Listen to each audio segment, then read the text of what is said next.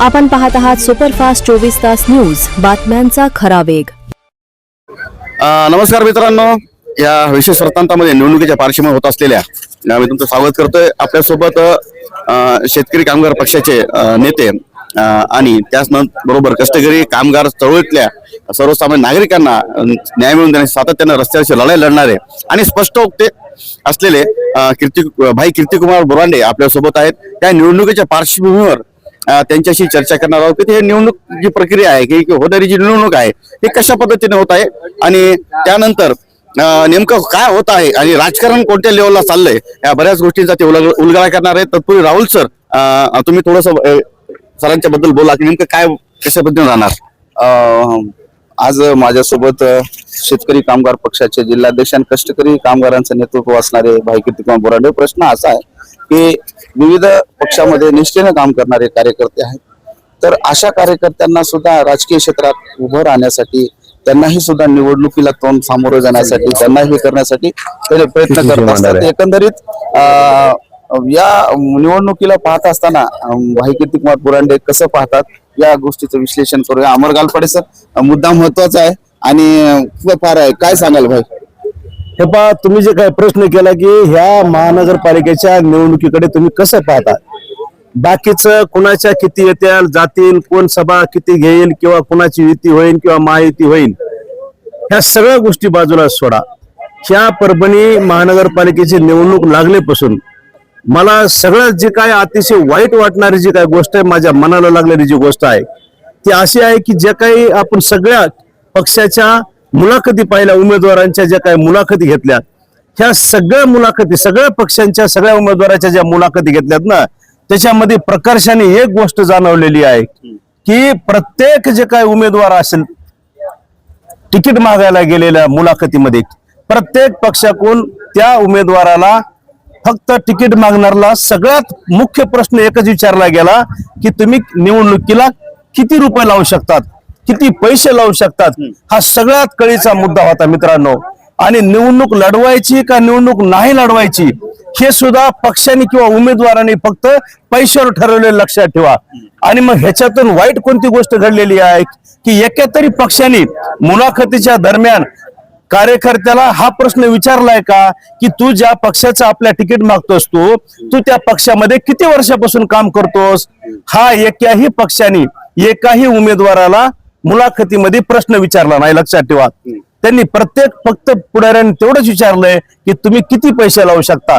जर पैसे जर हा निकष असेल, आज माझ्या मते एक गोष्ट प्रकर्षाने मला जाणवली ह्या सगळ्या मुलाखतीच्या दरम्यान की पक्षामध्ये तो कोणताही पक्ष असला, ज्या पक्षाच्या विरोधामध्ये मी काम करतो समजा किंवा ज्याची भूमिका आवडत नाही, ते भाजप असेल ते किंवा आणखी कुठले शिवसेना असेल किंवा आणखी अन्य पक्ष असतील, ह्या सगळ्या पक्षाच्या कार्यकर्त्याकडे मी त्या ठिकाणी पारदर्शकपणाने पाहून मी ह्या गोष्टी या ठिकाणी सांगू इच्छितो की ते जे कार्यकर्ते आहेत पक्षामध्ये काम करणारे, आता दोन जमाती निर्माण झालेल्या आहेत.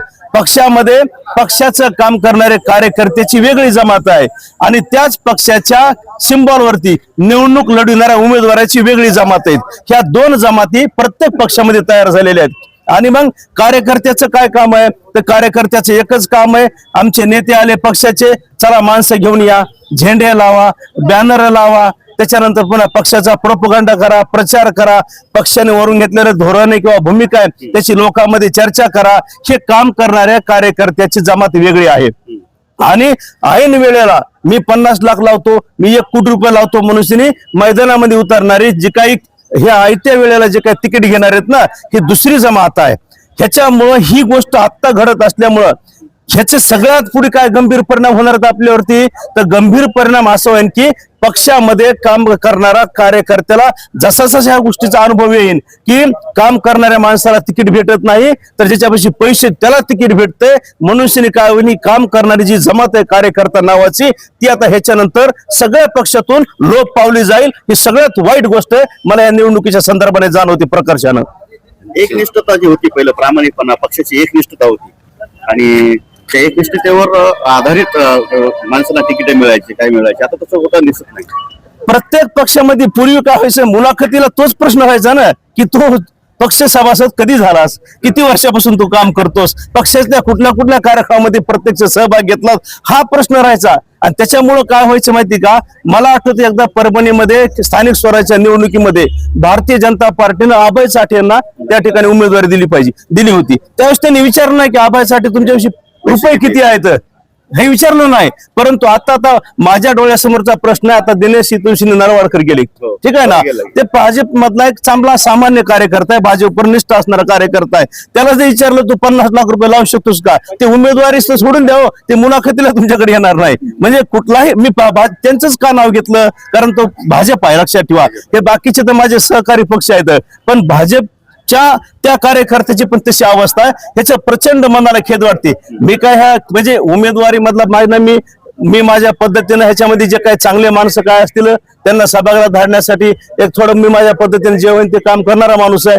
परंतु एक पारदर्शकपणाने ह्या निवडणुकीकडे पाहत असताना प्रचंड भयभीत करणाऱ्या गोष्टी आपल्याला समोर आलेल्या आहेत. अजून एक महत्वाचा मुद्दा ह्याच्यामध्ये येतो की आज आपण बघतो की ज्या ज्या कार्यकर्त्यांनी 40 वर्ष काम केलेलं आहे, आज त्याच पक्षामध्ये दुसऱ्या पक्षाचे येऊन पदाधिकारी कार्यकर्ते येतात, त्यांना तिकीट दिले जातं आणि या कार्यकर्त्यांना डावलल्या जातं, असंही कार्यकर्त्यांचं म्हणणं आहे. बरोबर आहे. त्यांचा प्रश्न रास्त आहे, ज्यांचा पक्षाचा काही संबंध नाही, किंवा मला माझा कुण्या पक्षाशी जोडू नका, मी कुण्या पक्षाचा नाही असं अंग झटकून सांगणारे लोक सुद्धा, त्यांना सुद्धा त्या पक्षाचं तिकीट भेटते. लक्षात ठेवा.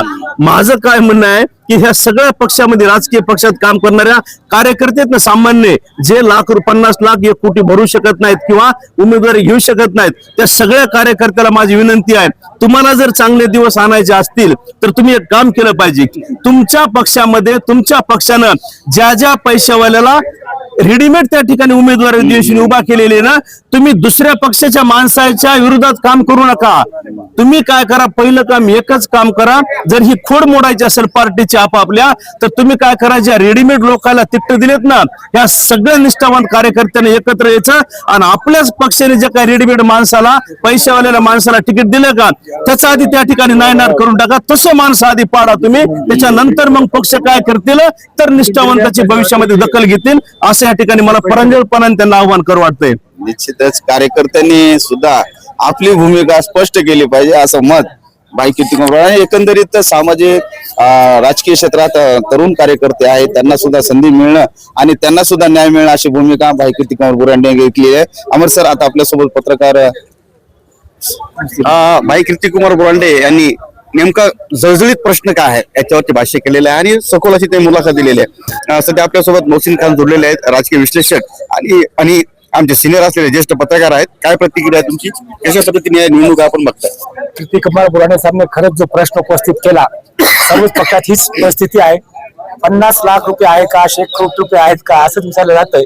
जेव्हा हे पैसे लावून येतील मग त्याच्यावर ते काय काम करणार, तर पूर्ण जे काम होतील ते सगळे आपले पैसे काढण्याचे काम करतील.